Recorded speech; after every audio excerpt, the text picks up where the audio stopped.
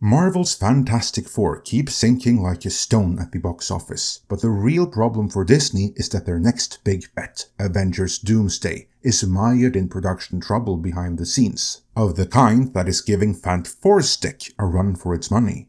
Kevin Feige is in other words up a creek without a paddle, so let's see what's going on, and how of all people, former Wonder Woman Gal Gadot provided Feige with some unexpected relief.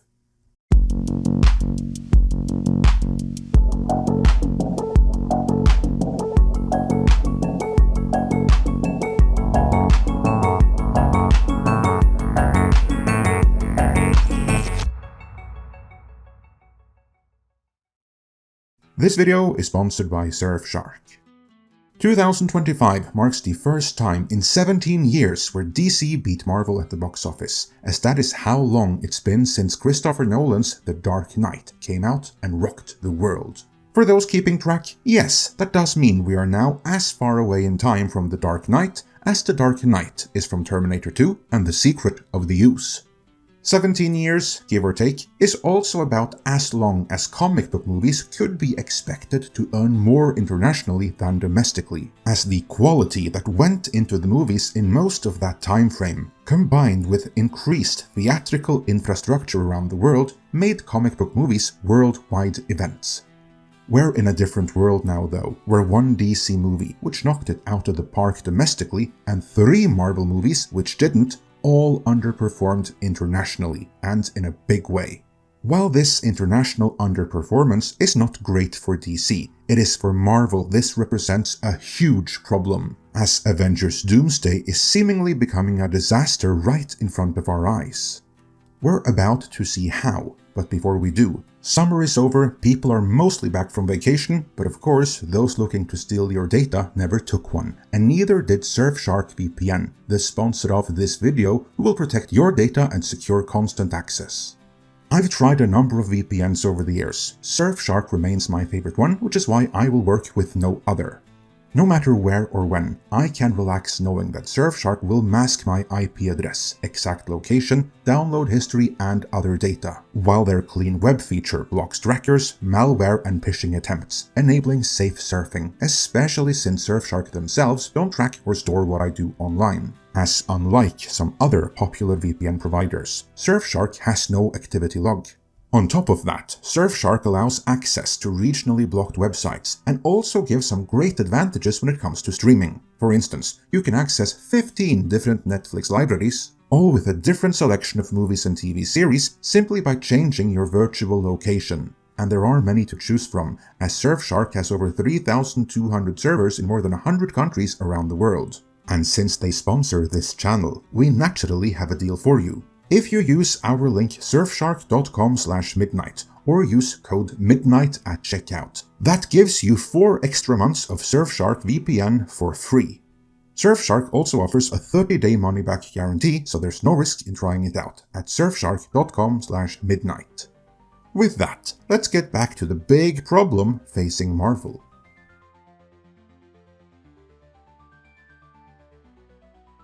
We don't have any reliable figures on exactly how expensive Avengers Doomsday is going to be, but the cast alone means Marvel was at least $200 million in the hole before even a frame of footage was shot. The shoot is going to be as expensive as it gets, and the reshoots will be as expensive as they come. It's no wonder then that Doomsday won't be followed by just Secret War, but possibly a 3rd Avengers movie as well, as reported by WDW Pro. They'll need it to not just dig themselves out of the story problems they've seemingly dug themselves into, but to amortize the gigantic costs. And because of those astronomical production costs, the upcoming Avengers could potentially end up the biggest flops of all time. Let's look at all the reasons, many of which are so undeniable at this point, that now, years after we pointed them out, even the trades write about them.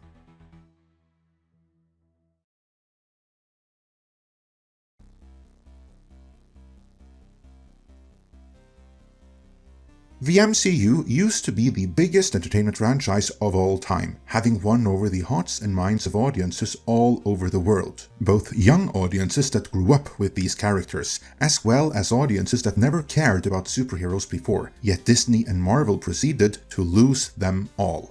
In early August, The Rep did a story titled The Disney Plus Curse, how the streaming service hurt Marvel, Star Wars and Pixar brands, which is hidden behind a paywall, but Comic Book Movie summarized it in their write-up, People Don't Care Now. You report details damage done to Marvel, Star Wars and Pixar by Disney Plus, which states that the damage done to these brands is undeniable, and reads, Interest has waned in both the studio's movies and TV shows. That's led to fewer ticket sales and, according to The Rep, a loss of 700,000 subscribers for Disney Plus in the first quarter of 2025.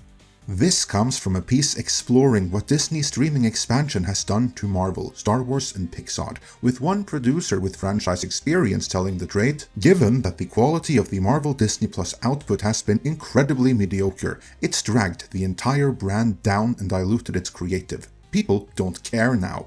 And jumping forward a bit, David Gonzalez, the co-author of MCU, The Reign of Marvel Studios, shared, I do think that it has eroded the brand. All of the sub-brands have been eroded. They were finally getting to do what they wanted to do, put everything in development. Marvel remade how they made franchise movies, but they thought they could do the same thing with television. You can't, added Gonzalez.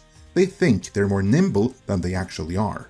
Personally, I don't think it has anything to do with them being nimble or not nimble, as much as it has with the audience not being as obsessed with identity politics, messaging, and other assorted wokery as the powers that be at Marvel and Disney clearly are, because that is what they gave up, the very storytelling that used to win over hearts and minds in favor of.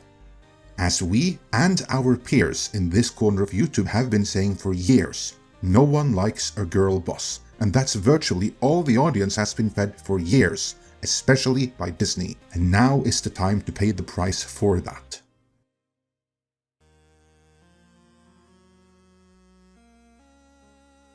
The way these things usually go is that properties that appeal to men also appeal to a great number of women, while properties that appeal to women tend to appeal strictly to women only. Disney always had the girl market covered, which is why Iger bought Star Wars and Marvel in the first place, specifically to bring in the boys, and for a while that worked. But to paraphrase my good friend Paul Chatto, the culture of the bigger company eventually seeps through, and so the ideologues in the building soon decided, let's make this girl-centric, then we'll keep the male fans, but bring in more females as well. Conveniently forgetting that that has never ever in history actually worked. As we saw in our retrospective post-mortem of He-Man and the Masters of the Universe, introducing She-Ra and making that brand female-centric is what killed the biggest toy brand the world had ever seen at that point in time, and it did so in no time flat. And here, Disney were doing it all over again, somehow thinking it would go different this time. It didn't, which is why we're getting articles like this from Variety. Disney's boy trouble. Studio seeks original IP to win back Gen Z men amid Marvel Lucasfilm struggles. And that is a frustrating read, because had they not gone female-centric, had they just continued to do what they did when Ike Perlmutter and the Marvel Creative Committee oversaw quality control, like they did back when the MCU was still growing, they would never have had any boy struggles, or indeed any other struggles, because the boys were theirs to lose, and they lost them on what amounts to the altar of DEI. We all know that is what happened, but of course this article cannot admit that, because Variety and their owners were pushing for the very DEI drive which led all of Hollywood to ruin, cheering them on every step of the way. So instead, this article serves up platitudes like Cinderella and Sleeping Beauty aren't the only ones looking for a prince. Leadership at Walt Disney Studios has been pressing Hollywood creatives in recent months, multiple sources tell Variety, for movies that will bring young men back to the brand in a meaningful way. Young men is defined here by sources as ages 13 to 28, aka Gen Z. Variety then editorializes. First, duh, every film studio is looking for better ways to convert young audiences into habitual moviegoers. To which I say they wouldn't have had to if they hadn't gone all in on DEI and girl bosses everywhere at all times. Duh! Disney may be the worst offender here, but they're far from the only ones, as virtually everything across the board has gotten a female-centric makeover, and without the audience ever asking for it. Hollywood pushed for this themselves, despite all data saying this was a horrible idea, and the likes of Variety cheered this on. Variety then continues. Numerous studies show that Gen Z men in particular are a lonely, gaming-obsessed group who were hampered in their formative years by lockdowns, not the easiest segment to grasp. But what's surprising producers, writers, and other partners in the larger industry is that Disney has been calling for original concepts to lure the demo back to the movies. This is the same Disney whose multi-billion-dollar content engines, Marvel and Lucasfilm, have sated men of all ages over almost 2 decades since the company acquired them. Well, newsflash to all of those people in the larger industry, I guess. Marvel and Lucasfilm have gone female-centric, and with the exception of the fluke that was Deadpool and Wolverine, not delivered anything for a male audience in years, and therefore by accident, not for anyone else either. The piece continues. The sources say Disney has been seeking new IP and pitches such as splashy global adventures and treasure hunts, as well as seasonal fare like films for the Halloween corridor. The calls come as the Star Wars machine struggles to produce any film project and the superhero genre sheds audiences by the minute. So, the big takeaway here is that rather than trying to fix the franchises they already have, which would be the once biggest and most appealing to men franchises in history, they're looking for something new to acquire, and no doubt destroy down the line. Again, Disney are trying to acquire something new, rather than to fix what they already have.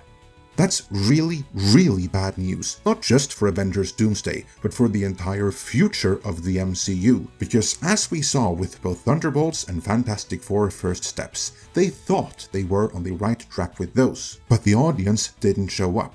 Especially not the female audience they had been catering to. So if they're not even trying to bring back the male audience for those going forward, might as well stick a fork in it right now, because in its current form, this is simply not sustainable. Especially not when they're remaking each of the movies several times over, because they stubbornly refuse to enter production with a completed script.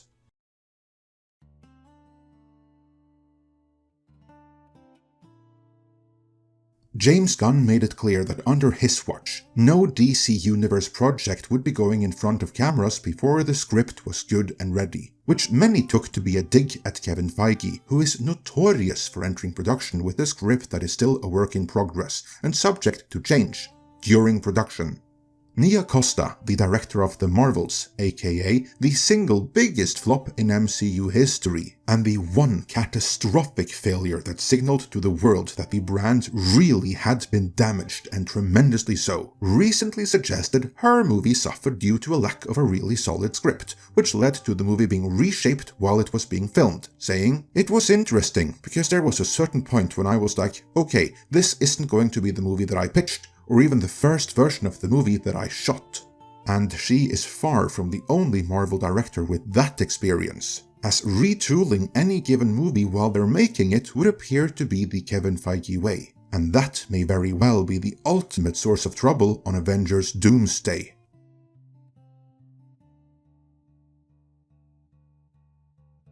If there ever was one MCU movie to be retooled several times over, and indeed it's still being retooled, it is Avengers Doomsday, which you will recall was originally supposed to be the Kang Dynasty, before Jonathan Majors' legal troubles, which may just have been a happy accident for them, because the fact of the matter is that the way they had written him, Kang simply wasn't working. Problem is, evidently neither is anything else they've written since either, because they keep on changing it. According to WDW Pro, Doomsday was at one point going to feature the Fantastic Four and Pedro Pascal in a major way, but that is being changed now, so the movie will be more of a Robert Downey Jr. show than it ever was before or ever intended to be, and who knows how that is going to work as there's virtually zero hype for him as Doom. Yet he is making an already expensive movie even more expensive by demanding reshoots of already finished scenes, while the movie is still filming, which would push back other scenes. Comic Book News did a write-up on this, which reads, "On the latest episode of the Hot Mic podcast, Jeff Snyder claims that production on Avengers Doomsday faced major setbacks involving Robert Downey Jr. Snyder said Disney initially filmed 3 weeks of material with stand-ins for Downey inside the Dr. Doom suit while the actor read lines off camera. According to Snyder, Downey wasn't satisfied with the results. After 2 to 3 weeks, he pushed to reshoot the entire block of scenes with himself in the suit. If indeed that is accurate, and if they don't change anything else to those scenes, then they'll be redoing 3 weeks of work, pushing everything else back by as long, and chances are, none but Robert Downey Jr. himself would be able to tell the difference between the original and the reshot footage. Then again, it could be night and day difference if they decide to change everything else while they're at it. Because that's what happens when you basically invent the movie as you go and reshoot if it doesn't work, and then hope that somehow it will magically work following the reshoots. And hope does indeed appear to be their number one strategy, because all the word leaking from behind the scenes is about some clash of ego or other chaos and dysfunction that stem from not just Doomsday, but also Secret War and the possible third movie after that being shaped on the fly during filming. So no one knows how this is going to turn out, which must be very stressful for Kevin Feige. I mean, the trades are coming after Marvel in a way they never have before, so it's just a matter of time before they'll go after him. Gal Gadot provided some momentary respite though.